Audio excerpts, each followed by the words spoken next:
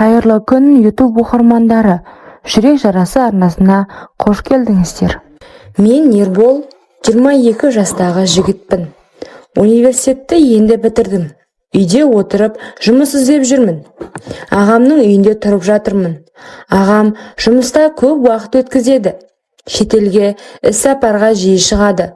Сондықтан үйде жеңгем екеуміз ғана боламыз. Жеңгем Айгүл 28 жаста. Ағамнан 5 жасқа кіші. Ол нағыз сұлулықтың үлгісі. Ұзын қара шашы, үлкен көздері, толық ерні және бітімі. Үйде жүргенде жеңіл киім киеді, жіңішке футболка, шорти. Мен оған қарап, іште қызығатынмын, түнде оны ойлайтынмын. Бірақ ол жеңгем тыйым салынған жеміс.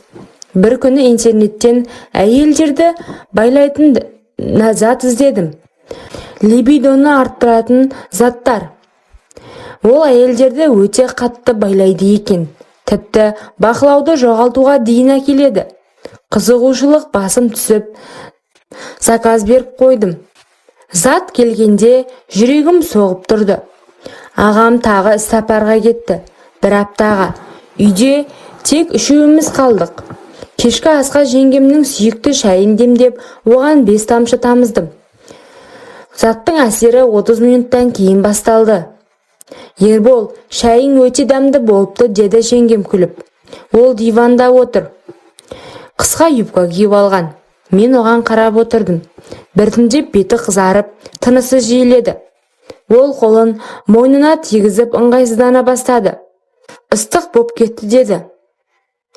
Ол маған қарады. Көздерінде басқаша от бар. Ербол, мен біртүрлі болып бара жатырмын. Денем ысып кетті, деді. Мен жақындап қолын ұстадым. Жеңге, демалыңыз, мүмкін шаршаған шығарсыз. Бірақ ол өзін басқаша ұстады. Қолымды қысып, маған жақынырақ отырды. Дәрінің әсері күшейді. Жеңгем диванда ыңғайсызданып, аяқтарын үйкеледі. Ербол, маған көмектесші. Денем өртеніп тұр, деді. Мен таңғалғансып болдым, бірақ іштей қуандым. Қолымды жоғары жүргіздім. Жеңге, сізге не болды, дедім. Білмеймін, бірақ маған біреудің тиюі керек. Өте қатты болып тұрмын, деді. Ертеңінде жеңгем ұялып жүрді, бірақ көздерінде әлі от бар. Ербол, кеше не болғанын білмеймін, бірақ қайталағың келе ме, деді. Мен күлдім. Затты тағы да қолдандым. Бұл жолы кофеге. Осылайша апта бойы біз құмарлыққа баттық. Түнде оның бөлмесінде, күндіз душта, тіпті ас үйде, үстел үстінде. Бір күні ол маған, сен маған не бердің, деді. Білемін, бірақ ренжімеймін. Өйткені мен де саған ғашық болдым, деді. Мен оны сүйдім. Енді затсыз жалғастырамыз ба, деді. Иә, мәңгі. Ағам келгенде бәрі бұрынғыдай болды.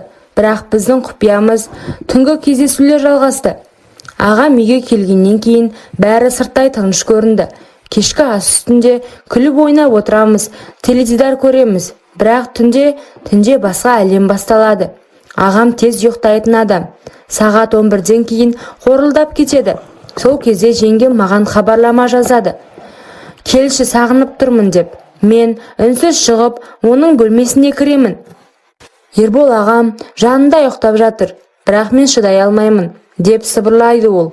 Мен оны құшақтадым. Осылайша әр түн қауіпті, бірақ тәтті болды. Бір күні ағам күдікті бола бастады. Жеңгемнің жүрісі өзгерген, беті нұрланған, көңілі көтеріңкі. Айгүл, саған не болды? Бұрынғыдай емессің, деді ағам күліп. Жеңгем, жақсы ұйықтап жүрмін ғой, деп құтылды. Бірақ мен қорықтым. Егер біліп қойса, үйден қуады, тіпті ұрып соғуы мүмкін. Сондықтан мен жеңгеммен сөйлестім. Бізге абай болу керек. Мүмкін аз уақыт тоқтатайық, деп. Ол көз жасын тия алмай, жоқ, мен сенсіз шыдай алмаймын. Сен мені ояттың, енді бұрынғыдай бола алмаймын, деді. Сол түні ол маған келіп, мен ағаммен ажырасқым келеді, саған келгім келеді, деді. Мен таңғалдым. Бұл нағыз драма. Бірақ отбасымыз ше, ата-анамыз, маған бәрібір, деді. Ақыры шешім қабылдадық. Ағам тағы іс-сапарға кеткенде, біз сөмкелерімізді жинадық та түнде үйден шығып кеттік. Қаладан алыс, жалдамалы пәтерге көштік. Енді ешкімнен қорықпаймыз.